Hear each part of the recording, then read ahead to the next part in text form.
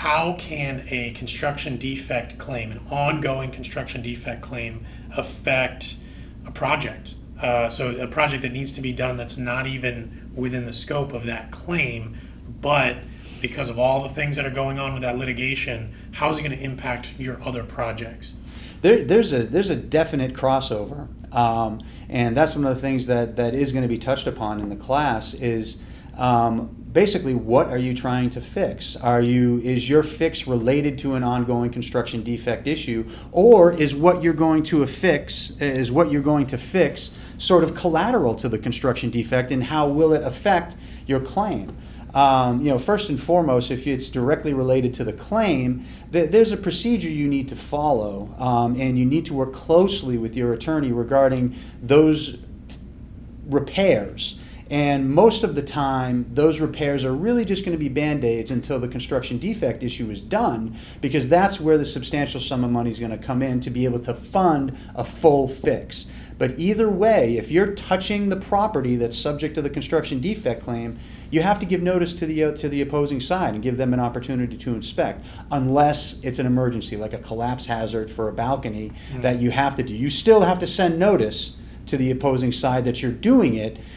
But even when you're doing those emergency repairs or even rudimentary repairs, you need to properly document before and after. And the vendor that you are using for those repairs should speak with your attorney. No. Because your attorney should be one of the parties that's in control of how those repairs go through, to ensure there's no spoliation of evidence on the property, so that the other side can't say, well, wait a minute, there's nothing wrong here, it was fixed, or it wasn't my fault, it was the fix. Mm-hmm. So yes, there is definite interrelation between property work done on the property and if there is a pending construction defect claim.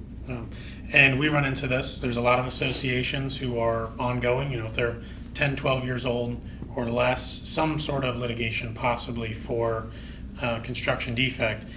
And it can get in the way because of confidentiality of the information we need to negotiate an insurance contract. Oh, right. So we run into this all the time. What would you say from dealing with the confidentiality of engineering reports and just the on-workings of the case, which could take a long period of time? What are some tips to handle that, or what do you guys do to make sure that goes efficiently and expeditiously for the association? Well, with regards to confidentiality, you need to look at the exact document. For example, engineering reports that are preliminary or that you obtain in preparation for the claim may not be discoverable. The case law is a little bit of a gray area, but of course, on behalf of the association, we assert confidentiality. But for example, if other experts need, such as yourself or an insurer or the consultant, need that contract, then there are certain things that you can do in order to try and protect that confidentiality as between the association and a third party, because that's where you will destroy confidentiality. So if I give a legal opinion that's based on a litigation matter to a client, if that board member, for example, forwards that onto their neighbor, that destroys the confidentiality. So if you disclose to a third party what is intended to be confidential, it's assumed that you're waiving your right to confidentiality, because confidentiality rests with the client.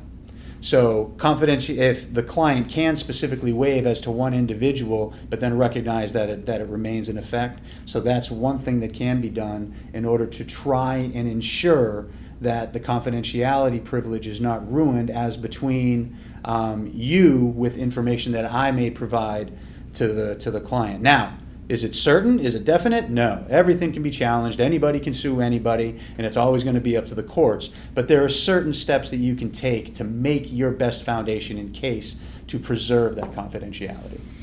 The biggest issue where we run into this is appraisals. So an appraisal is done by a third party, a licensed professional, mm-hmm. that isn't the association, that isn't the insurance agent, and all they're doing is measuring square footage and figuring out construction type. That's the majority of their job. And then they're using calculators like Marshall and Swift and cost estimators to build a replacement cost value. But we have a lot of, and they have to do it every 3 years for condos per statute, every 36 months. Right. For homeowners associations, there's not a specific timetable, although we advise that they follow that same Right. timeline. Certainly. Because then you have co-insurance issues and other messes that could get out of alignment.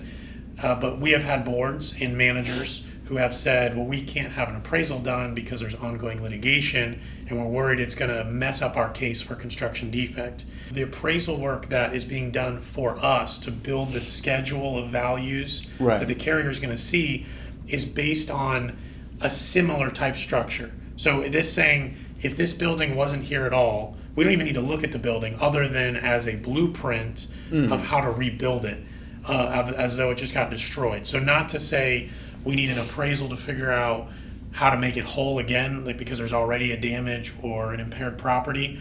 We're saying that, assuming that it's right, how would we rebuild it if a hurricane destroyed everything? Right. So that's the information we're collecting, is saying we have 100,000 square feet condo association. Is that going to be $10 million to rebuild or $8 million to rebuild? The appraiser is going to come up with that value.